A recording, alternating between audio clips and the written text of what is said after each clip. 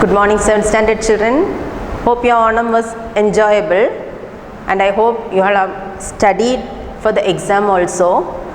We have got the online exam coming on September 7th, so I hope all have prepared for it. Now these classes will be sent after the exam. So we are going to the lesson 3. It is a jungle tale.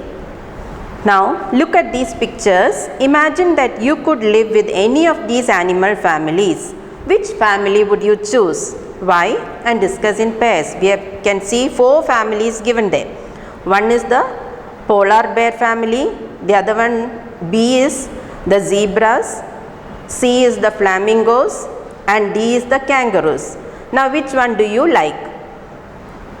Now this extract is from the Jungle Book, which was published in 1894. Read how Mowgli is adopted by a wolf family and becomes a favorite of Mother Wolf, much to the anger of Shere Khan. So this is a tale from the jungle, and I hope all have seen this film, the Jungle Book, or at least read the story of Mowgli, how he was brought up by a wolf and family. Now section 1. It was 7 o'clock of a very warm evening in the Seeonee Hills when Father Wolf woke up from his day's rest, scratched himself, yawned and spread out his paws one after the other to get rid of the sleepy feeling in their tips. So it was 7 o'clock, a very warm evening it was. The name of the hills where this wolf family was staying was Seeonee Hills. Now the father wolf woke up from his sleep. He stretched his hands and legs, and then in order to get rid of the sleepy feeling in their tips, when you get up in the morning, you sit there for some time in your bed, stretch out your hands, you feel lazy to get up, isn't it? So Mother Wolf lay with her big nose dropped across her 4 tumbling, squealing cubs, and the moon shone into the mouth of the cave where they all lived. So the mother was also lying there. That is, her big nose was across her 4 little cubs. They were squealing the sound made by the cubs, and they were fighting also. They were tumbling against each other, and you can see the moonlight is shining into the mouth of the cave where they all lived. So this wolf family, they lived in a cave. Ah, said Father Wolf, it is time to hunt again. So it is evening time, and it is the time for hunting.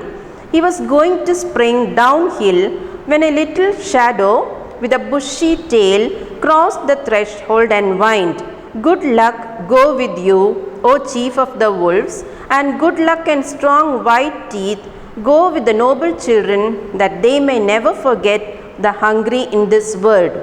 So it was a little shadow. What is the little shadow which came there? It was the shadow of a little animal. It was the jackal.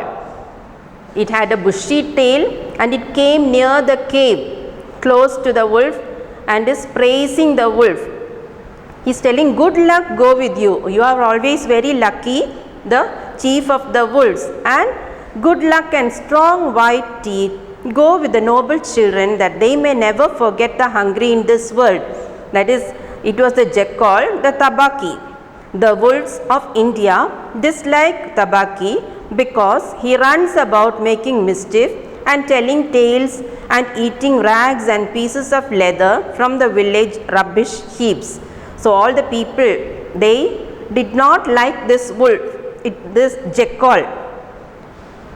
The wolves also did not like him because he was always making mischief, and he was going and telling tales, telling all kinds of unwanted stories, and eating pieces of cloth, pieces of leather from the village rubbish heap, from the waste. He kept on eating leather pieces and cloth pieces. So the wolf family did not like this jackal, but they are afraid of him too.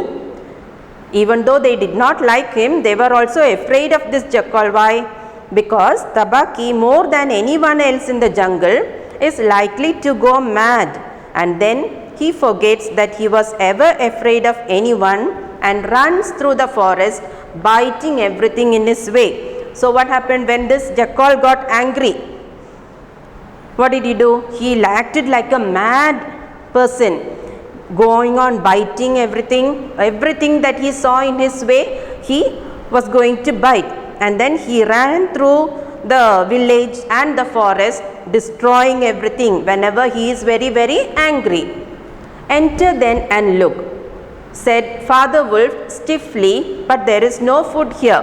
Now he has come to this wolf cave to find whether there is any food left for him after the children, the father and the mother have eaten, whether there is any balanced food. So that is why he has come there, and he is asking the Father Wolf whether you have left anything for me. For a wolf, no, said Tabaki, but for so mean a person as myself, a dry bone is a good feast. Meaning here is poor. For a poor jackal, even a dry piece of bone is a good feast. Is a good feast means is a very good meal.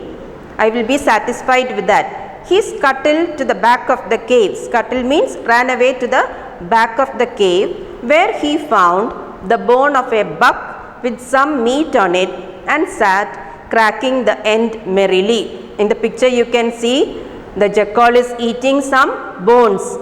Bone of the buck. Buck is the deer. And there was some meat on the bones. So he was happy eating those bones. All thanks for this good meal, he said, licking his lips. So after he had finished eating, he is thanking the wolf family. How beautiful are the noble children. How large are their eyes, and so young too. So he is praising the wolf's children. He is telling the children are very beautiful. Your children are very, very beautiful. They have got very big eyes and they look so young and cute. Now Tabaki knew as well as anyone else that there is nothing so unlucky as to compliment children to their faces. So the parents, the wolf, mother wolf and the father wolf did not like Tabaki saying all this about their children. It pleased him to see mother and father wolf look uncomfortable. They did not like what Tabaki said, and so they were looking at Tabaki angrily. Tabaki sat still, rejoicing in the mischief that he had made, and then he said spitefully, Sher Khan, the big one, has shifted his hunting grounds. He will hunt among these hills for the next moon, so he has told me. Now again he wanted to play mischief. So what did he do? He sat there and he told the wolf family, the mother wolf and the father wolf, that Sher Khan, you remember in the film, Sher Khan is the name of the tiger. The big one has shifted his hunting grounds. So he is changing the hunting place now. He will hunt among these hills for the next moon. The next moon means the next 30 days. So he has told me. Sher Khan was the tiger who lived near the Waingunga river 20 miles away. He has no right. Father Wolf began angrily. Now when Father Wolf heard that Sher Khan was coming to hunt in their area, Father Wolf was very, very angry. By the law of the jungle, he has no right to change his quarters without due warning. He will frighten every head of game within 10 miles, and I have to kill for 2 these days. So the father wolf was angry because Sher Khan is going to change the hunting place. He is coming to their place to hunt now, and he has no right, the father wolf says. By the law of the jungle, there is a law, there is a rule for the jungle, and each one had to hunt in their own place. But Sher Khan was not like that. He was a very wicked tiger. He will frighten every head of game. Head of game means an animal hunted by father wolf. And he will frighten every head of game within 10 miles, and I have to kill for 2 these days. So father wolf was not at all satisfied because Sher Khan was coming there. His mother did not call him Langri, the lame one, for nothing, said mother wolf quietly.